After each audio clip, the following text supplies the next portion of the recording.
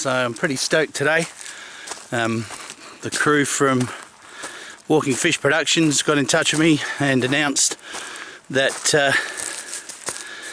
we can now tell everyone that they got the funding. So I've actually known for a little while, but we had to sit tight until we could go ahead with the story. But yeah, it's been really good. So they'll be down here later in the year hopefully, and we'll get some really good stuff done, some good footage.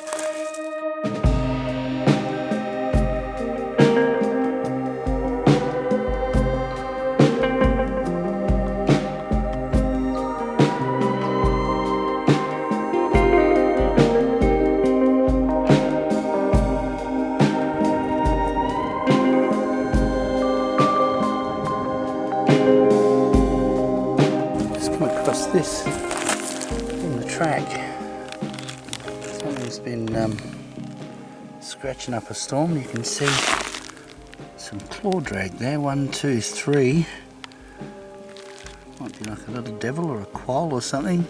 Could even be a cat. Might have done a whiz right there and buried it just to mark its territory. But you don't usually see too much claw drag with cats, that's all. Not very big. I'm going to put my money on devil or quoll for that one.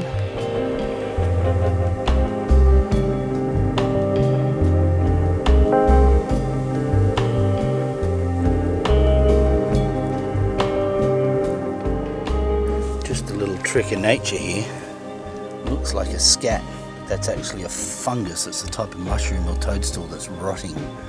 But yeah, it does look a little bit like poo at first glance. But no, that's a fungus, definitely.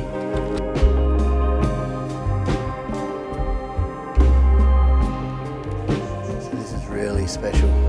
These are king ferns, Todia barbara. These are the only species of tree ferns still left in mainland South Australia. Dixonia antarctica, the soft tree fern, used to be there, but it got wiped out by the pioneers. But this is the biggest stand of Todia barbara I've ever seen in my life. Look at it, it's just a massive clump of king ferns. They do have a trunk like a tree fern, but it's a little fat stout thing like a barrel, and they have multiple fronds coming out all over the top, and the trunks can be like 4 feet, 5 feet round sometimes. For example, that one plant there in the foreground, what I've got in the frame there, that's actually one fern. So these are really old. This looks just like one of those paintings from those very early pioneer shots of the gold rush days and those sketches they did out in the bush in Victoria and stuff. It's just ancient landscape. Me and my dog get to lap it all up. How awesome is that? But we've got a really good trail going up here, so I think we might hit this one up with a few cameras. I reckon this is looking pretty good. So we've got 3 more out in our little spot where we know we can hear some pretty cool noises. Maya, you go eating my bacon fat, I'll kick your butt. Anyway, keeping this dog under control while we're out here is another thing, but we're getting there. So 4 more to go. Up the mountain we go. We found ourselves some little quoll prints here. I'm going to say tiger quoll. They look a reasonable size. Maybe 2 inches long. In the last 24 hours after the rain.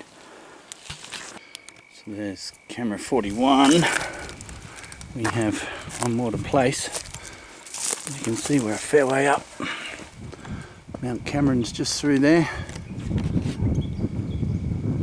See the trig point up the top. If we get a bit of focus. No, trees in the foreground are throwing us out, but that's Mount Cameron up there. Big valley just here. So you can see how far up we've come. We're right up the top. A lot of rocks up here, big boulders everywhere. Habitat plus, nooks and crannies and lairs and caves and dens. Everywhere you look. Prime habitat. Nice dry sclerophyll stringy bark woodland with a bit of manna gum mixed into it. Perfect. Perfect habitat. So one more to go. On the way back down now. We should be back down in about an hour. I'll let you know how we go.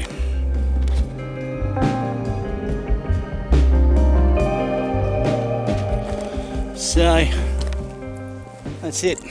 I've collected Lair Cam and I've dried out Creek Cam, and they're both going out tomorrow. They're both personal cameras of my own that I've bought myself, and I use them as backup ones for if any of the other cameras malfunction on the chance that might happen. So I've got backup footage for people, so everyone gets something to share at least and experience what it's like to go through all this footage. Say goodbye to the surrounding countryside. There's Maisie, she's a bit tuckered out, but she's doing alright for an old chook. There's that blue tear. But yeah, it's been a bit of an adventure, that's for sure. We've got up and now we've got to get down, which isn't too bad. It's a bit easier than going up. Still a bit hard on the ankles and the shins, but a little bit quicker, that's for sure. It takes me about an hour to get up here if I take my time. If I push it, I can do it in about 40 minutes, but I'm usually pretty buggered by the end of that. But anyway, this is where I've been isolated to, folks. If the government wants to come and get me, be my guest. I'm just going to keep on enjoying this free time we got up here and lapping up this beautiful wilderness that is northeast Tasmania.